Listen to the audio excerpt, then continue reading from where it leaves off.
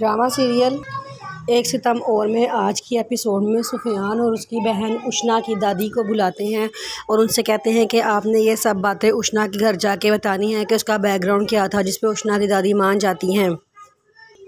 फिर उशना की दादो उशना के घर जाती हैं। वहाँ जाके सबके दरमियान बैठ के कहती हैं कि इसकी मामा एक तवाइफ थी और उसकी माँ के पीछे लग के मेरे बेटे ने अपनी जान गंवाई है। आजी ज़राने का मेरा मकसद सिर्फ यही था कि मैं इस लड़की को आखिरी बार देखना चाहती थी कि वो कौन सी लड़की है जिसकी इसकी माँ भी उसके बिल्कुल उसके जैसी ही होगी, जिसके पीछे लग के मेरे बेटे ने अपनी ज़िंदगी गंवाई है। मुझे यकीन है कि जितनी खूबसूरत तुम हो, तुम्हारी माँ भी उतनी ही खूबसूरत होगी।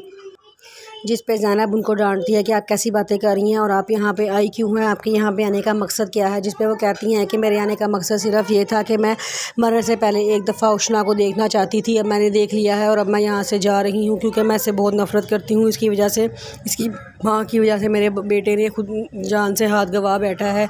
और जाते हुए वो उशना की सास को कह के जाती है कि मैं तो अपने बेटे से हाथ खो बैठी हूँ, तो मेरी ख्वाहिश है कि अल्लाह ताला आपको अपने बेटे से जुदा ना करे। ये कह के वो जब वहाँ चली जाती हैं तो उशना की सास ज़ैनब को कहती हैं कि आपने इतनी बड़ी बात हमसे क्यों छुपाई है। आप क्या समझती थी कि आप इस तरह ये बात हमसे छुपा के अपने बेटी के पर्दों पे ऐबों पे पर्दे डाल देंगे। जिस पे वो कहती है कि ऐसी कोई बात नहीं यार, मैंने कोई ऐसी बड़ी बात नहीं छुपाई थी।